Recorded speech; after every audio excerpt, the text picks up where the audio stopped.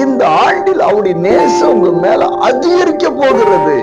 அவருடைய பிரியம் உங்க மேல இருக்க போகிறது. அப்படின்னா உங்க மன விருப்பத்தை அவர் நிறைவேற்றுவார். நீங்கள் நினைக்கிறதை கர்த்தர் அறிகிறார். வாய் திறந்து சொல்றதுக்கு முன்னாடி,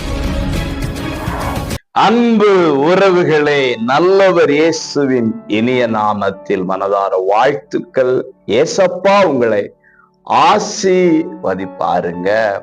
சங்கீதம் 90:17 எங்கள் தேவனாகிய ஆண்டவரின் பிரியம் எங்கள் மேல் இருப்பதாக.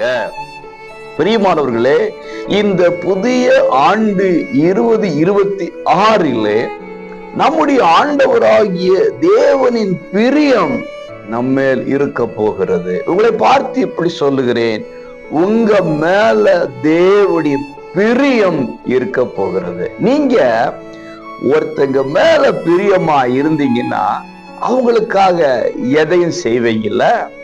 அவங்க உங்கள்கிட்ட வந்து எனக்கு ஒரு தேவை இருக்கு அப்படின்னா எப்படியாவது தேவையை பூர்த்தி பண்ண நீங்க பாப்பீங்க.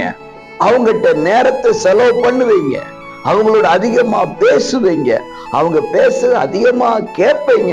அவங்கள ரொம்ப நேசிக்க ஆரம்பிச்சிருவீங்க.